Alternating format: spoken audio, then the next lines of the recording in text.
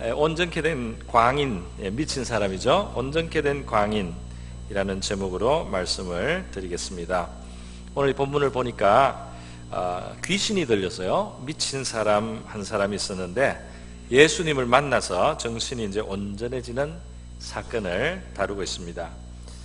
요즘 우리 미친 사람을 보기가 좀 어려운 것 같아요. 제가 미친 사람 못 본 지 오래됐습니다. 예전에 가끔씩 봤는데요. 그래서 오늘 우리 미친 사람이 없어 보이는 우리에게 이 말씀이 무슨 의미가 있을까 이런 생각을 해볼 수도 있겠지만, 가만히 생각해 보면 우리가 이렇게 귀신 들린 이 지경까지는 아니어도 우리 생활 속에 우리가 미쳤다는 말을 사실은 종종 하고 있습니다. 그래서 내가 미쳤지, 이런 말 합니다. 내가 미쳤었다 말이죠. 또 합니다. 너 미쳤냐? 너 제정신이냐? 이런 말을 종종 합니다. 불필요한 물건인데도 불구하고 너무 홈쇼핑에서 선전을 잘해서 비싼 거를 내가 카드 지출을 하고요. 나서 배송을 받고 나서야 내가 벌써 아시네요. 내가 미쳤지. 또 남편 입장에서도 너 당신 미치셨습니까? 이렇게 말이 나옵니다. 미친 사람이 바로 광인입니다. 오늘 이 본문을 꼭 귀신이 들어가서 미친 사람뿐 아니라 우리가 조금 넓게 생각해보고 적용해보면 우리에게 많은 의미 있는 말씀이 될 줄로 믿습니다. 성경은 사실 전도서 9장 3절에 보면 우리 인생에 대해서 말할 때요, 인생의 마음에는 악이 가득하고 그들의 평생에 미친 마음을 품고 있다가 후에는 죽은 자들에게 돌아간다, 이렇게 되어 있습니다. 평생에 하나님 보실 때 우리 사람들의 삶이 우리 눈에도 그렇지만 하나님 볼 때 제정신이 아닌 이런 삶을 많이들 산다는 거죠. 그래서 오늘 이 말씀을 우리가 한번 들어가서 이제 보겠습니다. 먼저 이 사람이 말이죠, 이 더러운 귀신 때문에 삶이 많이 망가졌습니다. 그 모습을 보니까 예수님이 만나기 전에 그 상태가 어떠냐 하면요, 제가 한번 보겠습니다. 자, 먼저 5절에 보니까 이 사람이 밤낮 무덤사이에서나 산에서나 늘 소리를 지르고 돌로 자기 몸을 해치고 있었더라. 돌로 가지고 이렇게 또 돌로 막 끌고 그리고 말이죠, 치고 이렇게 자기 몸을 상하게 했다. 미친 사람의 특징입니다. 자기를 해롭게 합니다. 자기를 해롭게 하는 것, 이것이 미친 사람의 특징이에요. 여러분, 자기를 해롭게 하시는 일을 혹시 하고 계십니까? 미쳤다는 이야기를 듣고 싶지는 않죠. 그러나 자기를 해롭게 하는, 귀신이 들어와 있지는 않지만 자기를 해치는 거 말이죠. 어떤 사람은 돌로는 찍지 않지만 자기 생각으로서 끊임없이 자기를 책망하고 자기를 후회하고 자기 한 일을 어리석다고 하고 자기를 학대하는 사람이 있습니다. 비슷하지 않습니까? 자, 또 이 사람의 특징을 보겠습니다. 이 사람이 2절에 보니까 무덤 사이에서 나와서 예수를 만났다. 그러니까 무덤 사이에 거처한다는 말입니다. 무덤 사이에 있다. 그런데 3절에 그 말이 나오죠. 그 사람은 무덤 사이에 거처하는데, 무덤에 산다는 것을 2번 강조했는데요, 5절에 보면 또 나오는 겁니다. 5절에 보면 밤낮 무덤 사이에서나 산에서나 늘 소리 지르며, 그러니까 무덤 공동묘지 같은데 이 사람이 집에 있어야 되는데 집에 안 있고 무덤에 와서 있습니다. 무덤은 죽음의 장소, 거기에는 사망이 있는 곳, 거기는 좀 음침한 곳이에요. 어두운 곳이에요. 거기에 이 사람은 거기가 편한지 거기에 있습니다. 이게 이제 이 귀신 들린 사람, 미친 사람의 특징 중에 하나입니다. 우리가 음침한 곳을 좋아한다면 말이죠, 우리가 어두운 곳을 좋아하고, 그리고 죽음에 대해서 아주 비관적인 것, 슬픈 것, 이런 거를 혹시 좋아하지 않습니까? 슬픈 거를 좋아하고 비극적인 것을 좋아하고 이런 마음이 있으면 이 건강하지 않은 마음이에요. 그런 마음이 있는가 우리가 한번 체크를 해봐야 되겠습니다. 또 있습니다. 이 사람은 굉장히 자유로운 것 같은데 자유롭지가 않아요. 어떻게 자유로운 것 같으냐면 아무도 통제를 못한다. 이게 자유롭습니다.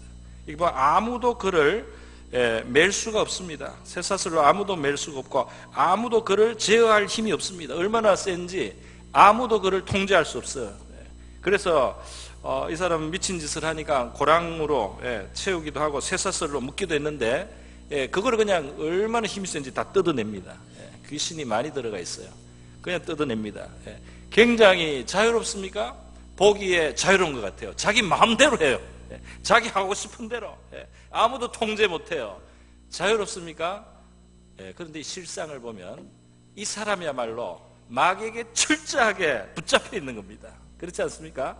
겉으로 볼 때는 대단히 자유로운 것 같은데 실제로는 이 사람만큼 완전히 마귀에게 묶인 사람이 없는 거예요. 그 힘도 묶인 데서 나오는 겁니다. 그 좋은 자유가 아닙니다. 그죠? 그러니까 우리 중에 아무도 나를 어떻게 못한다 말이지. 내가 소리 지르고 내가 악을 쓰고 이렇게 하면 말이지 아무도 나를 어떻게 못해. 자유롭습니까? 자유롭지가 않습니다. 그것은 그 혈기나 분노에 붙잡혀 있는 사람이에요. 아무도 나를 상종 못해. 아무도 나를 어떻게 건드리지 못해. 자유로운 게 아닙니다. 자유롭게 보이지만 그 힘은 어둠의 힘이에요. 어둠에 묶여 있는 겁니다. 이 사람은 자유로운 것 같이 보이지만 사실은 어둠의 세력에 완전히 붙잡혀서 묶여 있는 사람이다 말이죠. 그러니까 우리 자신이 내가 내 마음대로 하지. 내가 얼마나 내가 내 마음대로 하는데 한번 그런 데 생각해보면 그게 어둠에 속해서 그런지는 아는지, 그죠? 그것이 내가 어두운 것으로 어떤 분노라든지 어떤 혈기라든지 어떤 좀 이게 나를 해치는 일인데 말이죠. 그렇게 내가 그렇게 내 마음대로 한다면 이게 자유가 아니고 사실은 거기에 종이 돼 있단 말이에요. 그러니까 참 아이러니한 일입니다. 자유로운 것 같은데 자유롭지 않다 이 말이에요. 마음대로 하는데 그게 마음대로 하는 게 아니고 자기가 그게 끌려다니는 겁니다. 그죠? 내 자유로 그렇게 하는 게 아니에요. 끌려다니는 거예요. 이러한 거, 이게 지금 이 사람 미친 증상이에요. 한번 그런 걸 한번 우리가 생각해 봐야 돼요. 네 번째로 또 있습니다. 그게 뭐냐 하면 이 사람은 우리 하나님이 만들어준 인간의 그 존귀하고 존엄한 것을 상실했어요. 많이 상실했어요. 지금 5절에 보면 밤낮 무덤 사이에서 산에서 늘 소리를 지른단 말이죠. 밤에도 소리를 지르고 말이죠. 낮에도 지르고 밤에도 막 질러서 사람들이 깜짝깜짝 놀랍니다. 지나가던 사람들이 갑자기 막 괴성을 지르고 말이죠. 참 추한 모습이에요. 동물과 같아요. 지금 이 5절까지는 안 나왔지만 15절에 이 사람이 고침을 받은 때 일어난 것을 보면 이 사람이 또 한 가지 그 모습이 옷을 입었다 이렇게 됐어요. 그 사람이 정신이 돌아와서 옷을 입고 15절에 됐거든요. 그럼 이 말은 무슨 말입니까? 정신이 돌아오기 전에 벌거벗고 다녔다는 말입니다. 그러니까 미친 사람의 특징이 부끄러움을 몰라요. 부끄러움을 몰라서 막 그렇게 벗고 다니면서 사람의 존엄함을 다 잃어버린 삶을 살았다. 이게 미친 겁니다. 귀신이 안 들었는데도 이런 류의 모습이 있다면 정말 미친 거죠. 귀신이 들어가서 미친 게 아니고 멀쩡한데 미친 짓을 하니까 정말 미친 겁니다. 자, 그런데요, 이 사람의 경우는 이제 제일 극단적인 거예요. 귀신이 자기 안에 들어와서 직접 인격을 완전히 사로잡아 주장하고 지배하는 모습이죠. 이런 사람은 지금 이 자리에 없으신 것 같아요. 그러면 예배가 안 되겠죠. 그런데 그러지는 않는다 할지라도 사실 이 귀신이나 꽉간 영들은 성경에서 이렇게 말한 우리에게 세상을 똑바로 보여주시는 거예요. 이런 것들이 있단 말이죠. 있는데 사실은 우리에게 생각을 넣어줍니다. 우리의 마음의 속삭입니다. 우리에게 어떤 아이디어를 줍니다. 우리에게 어떤 충동을 주고 자극을 불어넣어서요, 우리에게 이 악한 영이 영향을 주는 일은 있는 거예요. 실제로 일어나는 겁니다. 그게 귀신들이 하는 일이에요. 그래서 우리의 삶을 해치게 합니다. 이게 독이 되는 줄 아는데 계속 그 독한 거를 말이죠. 받아들이는 거예요. 마시는 거예요. 그걸 계속 취하게 하는 거예요. 우리의 삶을 해치고 존엄을 파괴하는 악한 영들이 활동한다 말이죠. 사실은 이제 우리가 좀 설명을 하자면, 조금 성경을 여러 군데를 보면 귀신 혹은 악한 영의 이 역사는 종류가 좀 있어요.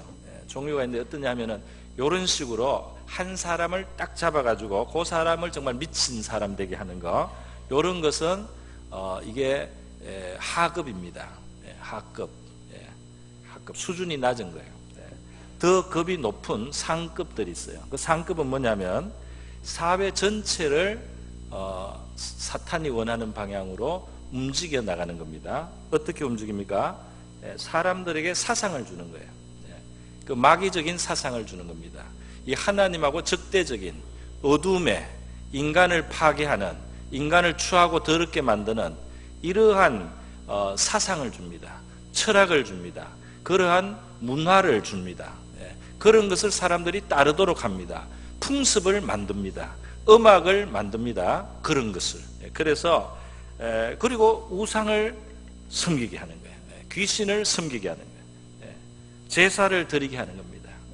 그렇게 만들어 꿈에도 나타나고 여러 가지로 작용을 해요. 그래서 지식에서부터 어떤 종교로, 그리고 문화로 큰 영향을 줘서 사람들이 하나님과로 멀어지게 하고, 사람들이 스스로 해야 되는 것을 취하게 만들고 사람의 존엄을 잃어버리게 하는 이러한 일들을 큰 영들이 역사합니다. 큰 영들이요. 에베소서 2장에 이 말이 있어요. 악한 영들이 공중의 권세 잡고 이 세상의 풍조를 지배할 때 사람들이 끌려간단 말이에요. 자, 성경은 그렇게 말하고 있어요. 성경은 우리가, 그래서 우리 믿는 사람들은 바로 그런 하나님이 이 눈 안경을 준 겁니다. 이 세상을 똑바로 보라고. 이 세상이 그냥 눈에 보이는 대로, 세상이 생각하는 대로 세상이 아니에요. 이 배후에 역사하는 영들이 있단 말이에요. 인간을 파괴하는. 자, 그러면 이러한 귀신이나 더러운 귀신이나 사탄, 마귀의 역사에서 해를 입지 않고 희생을 당하지 않으려면 어떻게 해야 될까 했을 때요, 성경은 우리에게 가르쳐 줍니다. 먼저 그런 존재들이 있다는 걸 알고 살아야 됩니다. 그런 게 있는 줄 모르면 넘어가는 거예요. 그죠? 적이 있는데 적이 있는지 모르고 그냥 무방비로 있으면 당할 수밖에 없지 않습니까? 지금 이 적들이 나를 공격도 하고 또 조종도 하고 이렇게 유도도 하고 덫을 놓고 이렇게 하는데, 그 적이 있다는 걸 모르면 당할 수밖에 없지 않습니까? 오늘 이 본문에서 이 성경이 아주 분명하게 보여준 게 있습니다. 뭐냐면 이 사람이 치료되는 과정에서요, 그냥 심리치료만 받은 게 아니에요. 이 사람이 주님 앞에 나서 심리치료 받은 게 아니고 영적인 치료를 받았는데, 예수님이 귀신을 쫓아낸 거예요. 더러운 귀신들이 나갈 때 예수님이 쫓아내니까 이들이 어딘가 들어가게 해달라고 요구를 했습니다. 그거 지금 뛰어넘은 부분이에요. 어디로 들어가? 돼지떼에게 들어가게 허락해달라. 예수님이 하나님의 아들의 권위를 가지고 있기 때문에 귀신들이 허락을 받고 이동을 하는 거예요. 그래서 돼지떼에게 들어가라고 허락을 해주시니까 옮겨갔습니다. 옮겨가니까 저 산비탈에서 평화롭게 뜯어먹고 있던, 주워 먹고 있던 돼지떼가 갑자기 막 꿀꿀거리면서 움직이고 막 소단을 하는 거예요. 이 돼지떼가 말이죠. 돼지떼가 갑자기 막 꿀꿀거리면서 이 돼지떼가 선동이 됐어요. 그래가지고 우르르 하고 갑자기 몰려 내려가는데 죽을 줄 모르고 그 밑에 있는 호수로 말이죠, 뛰어 들어가는 겁니다. 그 돼지떼가 2,000마리가 몰살해서 죽었어요. 이게 뭡니까? 보이지 않는 존재가 옮겨간 거예요.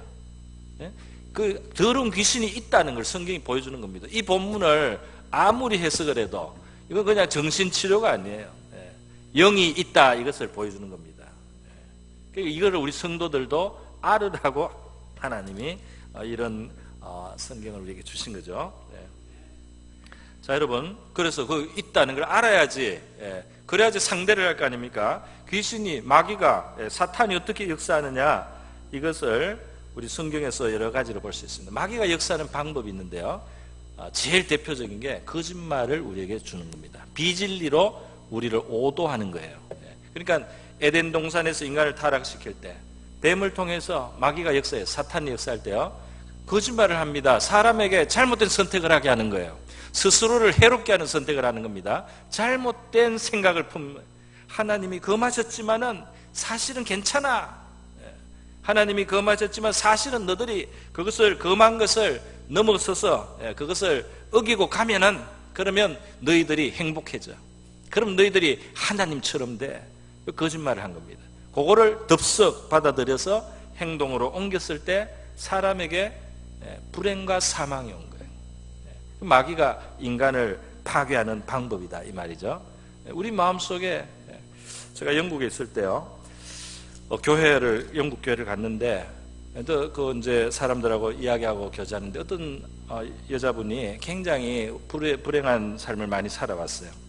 근데 그 팔뚝에 보니까요, 팔뚝에 이 자해한 흔적이 굉장히 많아요. 여기 팔뚝에 칼로 긁어가지고 여기에요.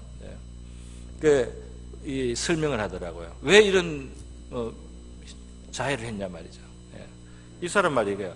자기에게 어떤 자꾸 생각이 들고 어떤 속삭임이 있는데 뭐냐면, 내가 내 이 팔을 이렇게 자해를 안 하면 이 어떤 악한 세력이 자기 가족을 해칠 것 같대요. 그런 협박을 받는 거예요. 마귀가 말이죠, 사람을 협박합니다. 이 귀신들이 우리의 마음속에 부정적인 협박을 하는 거예요. 당신 딸, 옛날에 있던 일입니다. 무당이 말이죠. 무당은 귀신에게 움직여요. 무당이 당신 딸이 단명한데 살 길은 하나밖에 없다. 첩이 되게 해라. 이렇게 하는 겁니다. 멀쩡한 딸을 첩으로 보내는 거예요. 귀신이 그렇게 하는 겁니다. 죽을까봐 겁나서 말이죠. 자식을. 당신 아들인데 곧 죽는다. 머리 깎고 절에 보내라. 협박을 하는 겁니다. 그래가지고 움직이게 하는 거예요, 사람들을. 어떻게 해야 되겠습니까? 그 거짓말을 우리가 물리쳐야 되겠죠. 거짓말을 받아들여. 마음속에 불길한 생각을 넣습니다. 너는 안 될 거야. 너는 망했어. 너는 저주를 받아. 하나님이 너는 안 돌아봐. 여러분, 이것이 참말이겠습니까? 너 자신을 봐라. 하나님이 너를 사랑할 수 있겠는지. 이런 말, 이런 생각, 이런 것이 많이 역사해요, 사람들에게. 그 불길하고 불행하고 어두운 생각을 우리 속에 집어넣습니다. 마귀는 생각 속에 역사해서 우리의 삶을 파괴하는 거예요. 귀신들이에요. 또 우리의 마음속에 부정적인 것을 집어넣습니다. 너 얼마나 부당한 대우를 받았냐 말이야. 너 얼마나 그게 부당하고 너를 잘못한 거냐 말이죠. 분노를 일으킵니다. 섭섭한 마음이 막 일어나는 거예요. 밤에 한잠도 안 자고 분을 사귀는 거예요. 그 마귀에게 우리가 걸려드는 겁니다. 그 화가 나도 해가 지기 전에 풀으라고 했어요. 여러분, 마귀는 거짓말로 사람을 접근하고 우리의 삶을 파괴하기 때문에 마귀를 대적하는 방법이 있어요. 그것은 뭐냐면 진리를 가지고, 빛을 가지고 거짓말을 받아쳐야 되는 거죠. 그래서 에베소서 6장에 보면 마귀를 대적하라 그랬어요. 그때 전신갑주를 입어라. 하나님의 갑옷을 입는데 진리로 허리띠를 띠라 그랬습니다. 그러니까 이 진리, 하나님의 말씀이 분명해야 돼요, 우리에게. 그래야지 마귀가, 여러분, 하나님이 세상을 이처럼 사랑하사 독생자를 주셨으니 저를 믿는 자마다 멸망치 않고 영생을 얻게 하려 함이라. 진리죠? 그죠? 이 말씀을 여러분 믿습니까? 그럼 하나님이 사랑하셔서 독생자를 주셨다는 이 사실을 믿으시는 거죠? 그죠? 그러면 그거하고 어긋나는 생각을 물리쳐야 되겠죠. 그렇지 않습니까? 물리쳐야 되는 겁니다. 그죠? 마귀가 거짓말로 하기 때문에 이 하나님 말씀, 자, 마귀가 어떤 목사님이 선교여행을 갔는데요, 마귀가 밤에 이 사람에게 막 생각을 넣습니다. 뭐냐? 너 내일 교통사고나. 내가 반드시 너를 죽이겠다. 내일 교통사고 내서 너 죽게 한다. 이 사람이 가만히 있는데 확신이 점점 들어오려고 하는 거예요. 정말 죽을 것 같은 생각이 자꾸 들어옵니다. 네. 그 어떻게 해야 되겠습니까? 갑자기 이제 하나님이 도와주셨어요. 하나님의 말씀으로 하나님이 나의 방패고 나를 지키시는 분이고 나의 목자시고 내가 사망의 음침한 골짜기를 지나갈 때 지팡이와 막대기 나를 안위하신다. 이렇게 주의 말씀으로 이 사람이 받아쳤어요. 한참 그렇게 하니까 물러가더라 그랬어요. 할렐루야. 여러분, 마귀가 혹은 더러운 영들 혹은 악한 영들이 있다는 사실, 여러분에게 있는 생각을 한번 들여다보세요. 점검을 해보세요. 정상적인 것인지, 진리하고 얼마나 벗어난 것을 가지고 있는지, 그냥 어리석게 그것을 받아가지고 내가 그냥 들고 있는지 말이죠. 내 몸을 상하게 하고 내 영혼을 상하게 하는데 내가 받아들이고 있지는 않습니까? 그 마귀의 그래서 거짓을 쳐내기 위해서, 그래서 하나님의 말씀이 필요해서 에베소서 6장 17절에 보면 하나님의 말씀은 성령의 검이라 그랬어요. 칼이다 말이에요. 이 칼로 물리쳐라 말이에요. 이 칼로 칼을 휘둘러서 마귀를 몰아내라는 것입니다. 마귀를 대적하기 위해서는 하나님을 가까이 해야 됩니다. 그죠? 하나님을 가까이 하고 하나님께 기도하고 순종하면 돼요. 그런데 이 마귀에게 때로는 여러분이 마귀가 주는 그런 부정적인 것을 여러분이 직접 말로 대적을 해야 됩니다. 성경에 보면 그런 예가 많아요. 그죠? 예수님도 그러고 제자들도 그러고 더러운 귀신아 떠나라. 더러운 귀신이 자기가 우리 옆에서 그렇게 우리 그 잠자는 베개 맡에서 말이죠. 쪼그리고 앉아서 여자가 계속 집어넣는 거예요. 우리가 마귀가 주는지 모르고 왜 내가 이런 생각을 할까 하면서 내 생각인 줄 알고 계속 이거 생각하고 있으면 안 됩니다. 이 악한 생각을 주는 더러운 귀신아 예수의 이름으로 명한다. 물러가라. 이렇게 말을 해보세요. 진리가 필요해요. 우리가 적극적으로 대적하는 게 필요합니다. 이전에 제가 그 청년들을 사역할 때 말이죠. 사역하기 전이군요. 그 청년 때 한 자매님이 수련회 왔다 갑자기 발작을 일으켰어요. 발작을 일으켰는데 막 통제가 안 돼서 약간 미친 사람처럼 되었습니다. 그래서 사람들이 가서 이제 기도를 해줬어요. 기도를 해줬는데 이 사람 마음속 깊은 곳에 나 같은 사람은 하나님이 받아주지 않을 거야 하는 그런 이제 부정적인 마음이 있는 거예요. 그럴 필요 있습니까, 여러분? 그냥 요한복음 3장 16절 믿으시기 바랍니다. 하나님이 세상을 이처럼 독생자를 주셔서 내가 독생자 예수를 믿기로 하고 받았으면은 그 사랑을 받은 줄로 믿으시기를 바랍니다. 근데 나 같은 사람을 구원할까? 나 같은 것도 그럴까? 아닌 것 같아 이러고 있으니까 그 마음속에 갈등이 깊은 거예요. 그런데 마귀가 이제 그런 마음의 갈등을 틈타서 이 사람의 인격을 막 흔들었어요. 소리를 막 지르고 이렇게 하니까요. 그때 마침 이 영적인 그 분별하는 은사가 있는 형제 한 분이 있었어요. 그분이 오더니 이 자매한테 딱 가서요. 이 자매한테 이렇게 말하더라고요. 당신이 예수를 믿고 하나님의 자녀 된 것을 믿습니까? 이래서 물었어요. 그러면서 믿으시면 아멘 하세요. 그랬어요. 그랬더니 이 자매가 막 정신이 없다가 그 말은 들렸나 봐요. 아멘 그랬습니다. 그러니까 바로 그 순간 아멘 하는 순간 발작이 멈췄어요. 그 진리를 탁 취할 때 마귀의 힘이 끊어졌습니다. 여러분 지금도 아멘 잘 하시는데요. 이 성경의 내용 또 어떤 진리의 내용을 말할 때 여러분이 아멘 하고 딱 할 때 그 아멘이란 말은 참말로 그렇습니다. 진실로 그렇습니다. 그런 줄로 믿습니다 하는 뜻이거든요. 그럴 때 여러분이 그걸 탁 마음속에 받아들일 때 그것이 힘이 있습니다. 할렐루야. 그 거짓은 물러가고 마귀는 힘을 잃는 거예요. 그래서 여러분이 성경을 읽으면서도 아멘 하시고 설교 들으면서 그 진리의 말씀 참 그 말씀이다. 내 마음에 진짜 그걸 믿기 원하는 그 말씀은 아멘으로 받으시기를 바랍니다. 저도 옛날에 아멘을 안 했었거든요. 아멘을 청년 때 안 했어요. 그 괜히 하는 것 같아서. 여러분도 아무 생각 없이 그냥 습관적으로 하는 거는 별로예요. 그냥 이거 장단 맞추는 건 아닙니다. 그러니까 아멘을 할 때 진실로 그렇습니다. 그 마음을 가지고 딱 하면요. 그 어떤 영적인 작용이 우리에게 있는 거예요.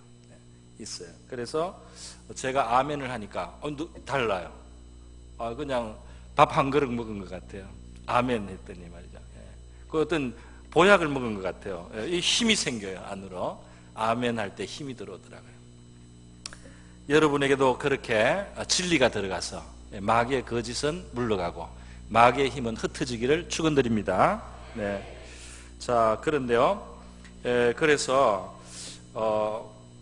마귀를 우리가 대적해야 돼요. 또 하나 마귀를 대적하는 아주 좋은 방법이 있습니다. 그것은 찬송하는 거예요. 찬송, 찬양하는 거. 이 하나님을 영화롭게, 하나님께 영광을 돌리고 또 내 믿음의 고백을 아름다운 노래에 실어서요, 그렇게 하나님을 부를 때 어떤 일이 일어나냐, 그것이 너무나 아름답고 너무나 귀하고 너무나 그게 하나님이 기뻐하시는 일이 일어나기 때문에 마귀가 그 자리를 견디지를 못합니다. 그 찬양이라는 게 위력이 있는 거예요. 사울 임금이 정말 하나님 앞에 대적하다 악신이 걸렸어요. 악신이 한 번씩 괴롭힙니다. 그런데 그때 옆에 있던 소년 다윗이 이 하프를 뜯으면서 하나님 찬양하고 그 믿음의 그 신앙의 고백을 하고 하나님을 높일 때 그 영화로운 빛이 거기에 임하니까 악신이 떠나더라 그랬어요. 악신이 그 자리에 있지 못해. 그러니까 여러분이 삶에 어둠이 있을 때 찬송하시기를 바랍니다. 문제가 있고 어둠이 나를 공격하는 것 같고 말이죠.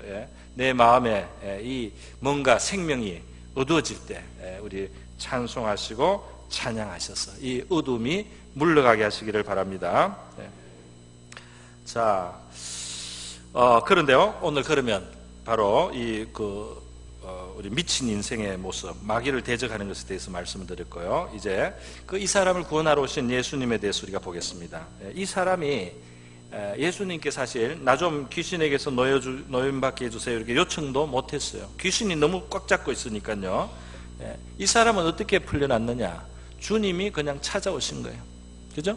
주님이 찾아오시고 주님이 귀신을 상대하시고 그래서 몰아나가게 한 겁니다. 이 사람은 요청도 안 했는데 주님이 찾아오셨어요. 성경에 보면 주님께 찾아오는 사람, 요청하는 사람, 간절히 구하는 사람, 나무 위에 올라가서 주님 보는 이런 사람이 있습니다. 그런데 말이죠, 좀 우리가 한 발자국 나가서 주님을 찾은 것 같아도 사실은 우리가 이 어둠의 세상에서 구원받을 때 이 구원은 하나님이 먼저 우리를 찾아오셔서 이루어지는 거예요. 주님이 먼저 우리를 찾아오시는 거예요. 우리를 불러주시는 거예요. 그 친구를 통해서 불러주시는 거예요. 교회 땡땡땡 종소리를 통해서 불러주시는 거예요. 그래서 사실 아무도 요청 안 했지만 하나님이 독생자를 이 세계에 보내지 않습니까? 누가 독생자를 달라고 했어요? 아무도 요청 안 했는데 우리의 구원을 위해서는 독생자가 오셔야 되니까 하나님께서 그 아들을 이 세상에 보내주셨잖아요. 먼저 찾아오신 것입니다. 우리를 건져주시려고. 그죠? 선교사들이 먼저 찾아왔습니다. 조선이 망해갈 때 누가 선교사 필요한 줄로 알았어요? 그런데 선교사들이 만주로 오고 일본으로 오고 거기에서부터 조선 사람 만나기 시작하면서 그러면서 이 복음이 한 주님께서 먼저 찾아오신 거예요. 그 선교사들 결국 누가 보냈습니까? 주님이 보내신 거예요. 성령의 감동으로 보내신 것입니다. 그들을 통해서 주님이 찾아와 주신 거죠. 우리도 다 주님이 찾아와서 우리를 구원하신 거예요. 어디까지 찾아오셨느냐? 이 사람이 있는 곳까지. 좋은 곳이 아닙니다. 무덤 있는 곳에 음침한데요. 미친 사람이 있는 곳에 그 돌로 휘두르고 소리를 질러서 해입을 볼 수 있는 그곳에 주님이 오셔서 우리를 건져내 주셨단 말이죠. 예수님이 제자들에게 너희가 나를 택한 게 아니고 내가 너희를 택한 거다 이렇게 말씀해 주셨습니다. 그래서 자기들이 막 나온 줄 알았더니 예수님이 아니 내가 부르고 내가 택한 거예요. 우리 구원을 베푸신 주님께 우리가 감사해야 되겠습니다. 이 주님은 얼마나 능력이 크셔요. 얼마나 능력이 크셔요. 그러니까 구원을 하는 겁니다. 능력자예요. 그래서 지금 이 귀신들이 예수님이 가라고 하니까 가야 되고 예수님께 청을 해서 또 그 안에서 예수님의 허락 범위 안에서 자기들이 움직이는 것을 볼 수가 있습니다. 주님의 권세와 능력, 권위 안에 이 만물이 그 집에 그 다스림을 받고 거기에 굴복하는 것입니다. 우리 바람과 그 파도를 잠재우신 예수님의 모습 성경에 나오잖아요. 이 자연의 세계도 주님이 한마디 하셨을 때 그것이 순종을 하는 바로 그런 권세와 권위를 가지신 주님이시기 때문에 저와 여러분을 구원하실 수 있는 줄로 믿습니다. 네. 여러분, 주님이 막 사람처럼 뭐 조금 능력 있고 권세가 있으면 막 자랑하고 그런 분이 아니에요. 네. 막 과시하기를 좋아하는 분이 아니에요. 네. 그는 전혀 그렇지 않습니다. 정반대예요. 네. 합당한 상황에서만 역사하십니다. 그죠? 네. 필요할 때 일하십니다. 네.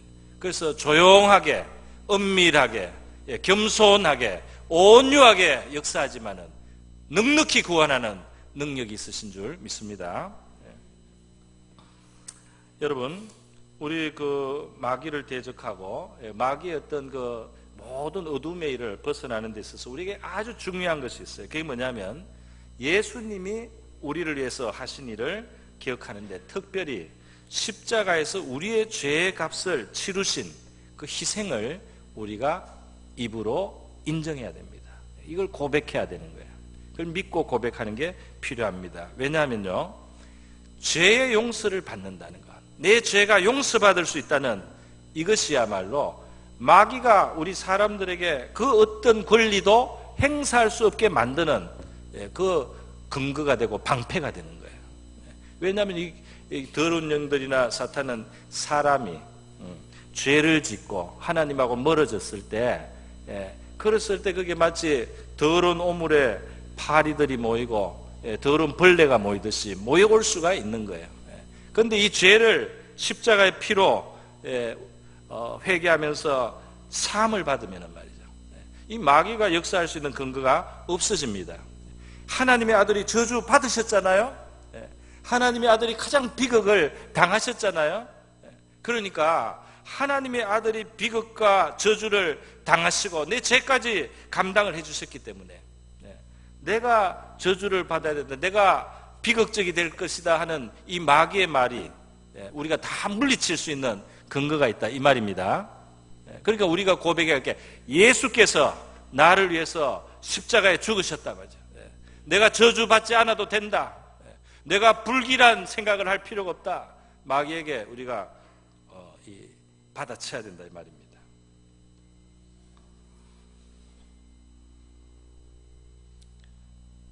네, 그러니까 입술로, 성경에 보면 예수님도 그렇고 제자들도 그렇고 이 악한 귀신아, 이 더러운 영아 물러가라, 이렇게 말합니다. 예수의 이름으로 떠나가라. 우리도 이 말을 할 수 있어야 됩니다. 할렐루야. 못할 거는 없죠. 못할 이유는 없어요. 그냥 여러분이 그런 것 같으면 한번 해보세요. 그런 것 같으면 내 지금 이런 불길한 생각, 내 이런 지금 악한 생각, 내 이런 지금 우울한 생각, 내 이렇게 지금 섭섭한 생각. 어떤 사람은 진짜 섭섭한 마음 때문에 자기도 병들고 다른 사람도 해칩니다. 그죠? 그 마귀를 우리가 딱 집어야 돼요. 안 그러면 내가 마귀의 도구가 될 수 있는 거예요. 마귀의 그 아바타가 되는 거예요. 순간적으로. 마귀가 원하는 대로 내가 뜯읍니다. 그래서는 안 되죠. 자, 마지막으로 보겠습니다. 귀신의 지배를 이 사람이 벗어날, 주님의 구원이 이 사람에게 와서 벗어났을 때 이 사람이 이제 어떤 사람이 되느냐 하는 건데요. 밤낮 소리 지르던 일을 그치고 돌로 자기 몸을 자해하고 상하던 것도 그치고, 그리고 벌거벗은 채로 있던 거, 그 자기의 존엄을 잃었던 것을 이제 회복해서 옷을 입고요. 이제 이 사람은 집에 가는 거죠. 무덤에 더 이상 있지 않는 겁니다. 이제 정상적인 삶, 온전한 사람이 되는 거예요. 근데 그 외에도 이 사람이 정말 이제는 온전해졌다는 것을 볼 수 있는 증거가 있어요. 그게 뭐냐면 여기 보면 예수님께서 이제 가실 때 18절에 보면 예수께서 배에 오르실 때 귀신 들렸던 사람이 함께 있기를 간구하니, 예수와 가까이 있기를 원하는 겁니다. 할렐루야. 주님과 함께 살기를 원하는 거예요. 물론 주님은 이때 허락을 안 했어요. 그거는 주님이 사람을 보시고 재능과 은사에 따라서 또 하나님의 뜻에 따라서 어떤 사람은 계속 옆에 있어서 다니고 어떤 사람은 집에 있으면서 예수님이 방문해서 그 사람을 만나거나 또 예수님의 가르침을 기억하고 실천하도록 하시는 그 방법은 이런 모습도 있고 저런 모습도 있어요. 주님이 이 사람은 계속 따라오는 것은 허락하지 않았어요. 그런데 이 사람이 주님과 함께 있기를 원했다는 거, 정말 이 사람이 정신이 온전해진 겁니다. 할렐루야. 예수님을 가까이 하는 거, 이게 우리 영혼이 정상적이 된 거예요. 건강해진 거예요. 또 하나 있습니다. 예수님께서 이 사람에게 너는 나를 따라다닐 필요가 없다. 그냥 집에 가서 하나님이 어떻게 주님께서 너에게 큰 일을 행하셔서 너를 불쌍히 여기셨는지 내 가족에게 알려라. 다시 말해서 너가 받은 은혜를 간증하라. 이렇게 말씀해요. 너가 어떤 부분에서 자유를 얻고 노임을 받았는지를 간증하라 그랬어요. 그래서 이 사람이 그대로 했습니다. 20절에 가면 넘치게 했어요. 그가 가서 예수께서 자기에게 어떻게 큰일 행하셨는지를 데가볼리에 전파하니, 좀 그 지역 전체에다가 이 사람이 계속 그걸 알려준 것 같아요. 주님은 가족에게 알려라 했는데 이 사람은 그 이상으로 열심히 사람들에게 알렸습니다. 이것이 정상적인 거예요. 이게 정상이 되고 온전해진 모습입니다. 여러분, 우리가 이 사람처럼 극단적인 이런 아주 드라마 같은 이런 경우는 아니라 할지라도 내가 지금 예수를 믿기에 내가 요만큼 온전한 것에 대해서 여러분 하신 말씀 없습니까? 예수를 내가 믿었기 때문에 내가 요만큼 온전하다, 요만큼 회복이 되고 요만큼 지킴을 받고 요만큼 건강하게 되고 건전하게 된 것에 대해서 여러분 하신 말씀이 있기를 바랍니다. 그러면 그걸 말하는 거예요. 그걸 말하는 게 굉장히 정상인 거예요. 예수를 가까이 하기를 원하고 예수님이 나한테 해주신 일에 대해서 사람들에게 알리는 거, 이것이 아주 건강한 겁니다. 이 사람 온전한 사람의 모습으로 그렇게 나와 있는 거예요. 자, 여러분 이제 말씀을 마무리합니다. 이 사람이 이렇게 건강하게 되고 온전하게 됐는데 이 지역에 있던 그 돼지 치던 사람들은 한 사람은 온전해졌는데 돼지떼 2,000마리가 죽으니까 그게 너무 충격적이었어요. 그래서 예수님으로 떠나가라 그랬어요. 예수님을 모시는 것이 복인지를 이들은 모르고 그 당장의 손해만 보는 겁니다. 영혼의 구원, 이들의 삶 전체가 구원받을 수 있는 걸 모르고 예수 모시는 것이 손해가 날까봐 예수님과 멀어지려고 하는 거예요. 요게 아직 이 사람들은 아직 진짜 어둠이 있는 거죠. 자, 그래서 세상의 관점에서 볼 때는 이 일이 오히려 문제가 있는 식으로 보는 거예요. 그러니까 이 세상은 지금 예수님을 믿는 자들을 온전하게 보지는 않습니다. 그죠? 물론 어떤 사람은 예수님 믿는 사람들의 선행이나 또 어떤 신실함이나 이런 걸 보고 칭찬도 하고 마음속으로 그것을 좋아하는 사람, 그런 사람들이 이미 참 하나님께 마음이 열린 사람들이에요. 그죠? 성경에서는 고린도 후서 5장 13절에 사도 바울이 우리가 만일 미쳤어도 하나님을 위한 것이요, 이런 말이 있습니다. 그러니까 세상에서 볼 때 약간 미친 것처럼 보일 수 있단 말이에요. 약간 정상이 아닌 것처럼 보여요. 그런데 하나님을 위한 것입니다. 할렐루야. 정말 하나님이 기뻐하시는 일 중에는 이 세상이 봤을 때는 약간 세상이 봐서 이상하다 이런 게 있을 수 있죠. 그런데 하나님을 위한 것이다, 사도 바울이 이렇게 말합니다. 제가 한번 이 말씀 드려봅니다. 우리 잘 아는 데살로니가전서 5장 16절에 보면 항상 기뻐하라 그랬어요. 그죠? 그리고 항상 기도하고, 그리고 쉬지 않고 기도하고 범사에 감사하라 그랬어요. 그러니까 사람이 항상 기뻐하는 사람은 두 종류가 있는 거예요. 항상 기뻐하는 사람은 이 하나님 말씀을 그대로 믿고 그대로 실천하는 사람이 항상 기뻐하고요, 또 한 사람은 미친 사람입니다. 그죠? 그러니까 그 말을 하더라고요, 목사님이. 미친 사람은 암에 안 걸린대요. 암 걸린 사람 중에 미친 사람이 없대요. 왜 그러냐면 항상 기뻐하기 때문에. 스트레스가 없대, 항상 기뻐하니까. 미친 것도 좋은 점이 있더라 말이죠. 항상 기뻐하는 거, 항상 실없이라도 웃고 말이죠. 그런데 우리는 그런 미친 것이 아니고 하나님의 말씀이 있고 하나님이 우리의 도우심이 되니까 항상 기뻐합니다. 그죠? 그런데 항상 기뻐하는 것은 사람인들 볼 때 미친 사람이나 예수 잘 믿는 사람이랑 비슷해요.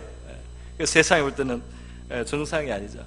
또 범사에 감사해요. 그죠? 별것도 아닌데 막 감사하고, 또 좀 어려운 일인데도 그것도 또 감사하고 말이죠. 그 범사에 감사를 합니다. 그래서요, 염려도 하지 않고 다 하나님께 맡기고 말이죠. 기도와 간구로 필요한 것을 아뢰고 그냥 염려를 다 맡기고 삽니다. 얼굴을 펴고 어려운 일이 있는데 얼굴이 밝아요. 미친 겁니다. 거룩하게 미친 거죠. 믿음 안에서 미쳤는데 하나님 보실 때는 굉장히 정상입니다. 할렐루야. 이것은 행복한 광인이라고 할 수 있겠어요. 그죠? 어차피 미칠 거라면 그죠? 이런 거룩한 하나님이 원하시는 이러한 신앙 믿음으로 우리가 미친 소리를 혹시 듣더라도 이것이 정말 복인 줄로 믿습니다. 하늘나라에서 볼 때 이 세상에 많은 사람들이 정말 미친 마음을 품고 살다가 죽어요. 참 불쌍한 겁니다. 어둠 속에 있어요. 그런데 우리는 그리스도 안에서 새로운 피조물의 삶을 살고 우리 하나님 안에 정말 진정으로 행복한 그런 건강한 우리 신앙생활 또 거룩한 광인으로서 살아갈 수 있기를 축원드립니다. 기도하겠습니다. 이 시간 우리 기도할 때 우리 안에 어두움이 다 물러가게 해주시고 우리가 진리의 말씀으로 물리치게 해주시고 주님의 크신 권세와 권능을 우리 입술로 고백드리고요, 온전한 건강한 삶, 주님을 가까이 하고 주님의 은혜를 증거하는 삶 살게 해달라고 우리 다 같이 한번 기도하겠습니다. 기도합니다. 하나님 아버지 감사합니다. 오늘 마가복음 말씀으로 빌어서 이 광인들의 이 광인을 온전케 하신 우리 예수님의 능력에 그 능력으로 이를 자유케 하신 아버지 것을 봅니다. 하나님, 우리의 삶 속에 어둠의 권세가 우리를 결박하고 묶고 우리를 어둡게 하고 불행하게 하고 주님 그리고 스스로 해하게 하는 이러한 아버지 어둠의 권세에 영향을 받는 삶의 모습은 없습니까? 하나님, 우리가 미친 마음을 품고 이 땅을 살고 가지는 않습니까? 마귀의 협박이나 위협을 또 거짓말을 우리가 믿고 살지는 않습니까? 하나님, 그런 것을 우리가 다 대적하게 하시고 물리치게 하여 주시옵소서. 찬송하게 하시고 우리 성도들 삶 속에 어둠의 권세는 힘을 잃게 하시고 묶인 것들은 자유케 하여 주시기를 원합니다. 내가 아버지 어둠에 묶여 있는 것을 깨닫지도 못하는 주님 그런 마음 있으면 주님께서 깨닫게 하여 주시옵소서. 권세이신 주님께서 오셔서 아버지여 그 매인자를 자유케 하셨습니다. 정말 망가진 인생을 고쳐주셨습니다. 오늘 우리의 삶 속에도 주님으로 인하여 건강함과 건전함 있게 하시고 하나님 아버지 주님의 진리가 우리를 치료하여 주시고 보호하여 주시기를 원하옵나이다. 하나님 아버지, 이제 주님과 가까이 있기를 즐거워할 줄 알고 또 주님이 나에게 행하신 일들을 자랑할 수 있는 우리 성도들 되게 하여 주시기를 원하고 바라옵나이다. 할렐루야. 감사합니다. 주님, 우리가 이 땅을 한평생 살다갈 때 어둠의 권세에 끌려다녀서 미친 사람으로 살지 않게 하시고 주님의 진리와 빛 안에서 이 세상이 볼 때는 좀 이상하게 보이지만은 진리 안에 살아가는 참 행복한 하나님 아버지 그러한 거룩한 광인으로 오히려 살게 하시고 새 피조물로 살게 하시고 믿음으로 살게 하여 주시옵소서. 할렐루야. 감사드립니다. 하나님 아버지, 이 세상에 어두움의 권세들이 많이 역사해서 사람들이 자기를 스스로 해하고 존엄을 잃고 그리고 어두움 속에서 그렇게 매여서 살아갈 때 우리 주 예수 그리스도 능력이 크시고 자비하신 구원자로 오셔서 주여 우리를 해방케 하시고 우리의 삶 속에 빛을 주신 것을 감사드립니다. 주님의 진리로 우리를 지켜주시옵소서. 우리를 지금도 어떻든지 우리에게 영향을 주려고 하는 어둠의 세력을 주님의 진리로 물리치게 하여 주시옵시고 우리 주님과 더불어서 우리 주님을 자랑하며 사는 아버지 그런 거룩한 광인으로서 우리 행복하고 천국에 속한 사람으로서 이 땅을 살아가게 하여 주시옵소서. 감사하고 고마우신 예수님의 귀하신 이름으로 기도드립니다.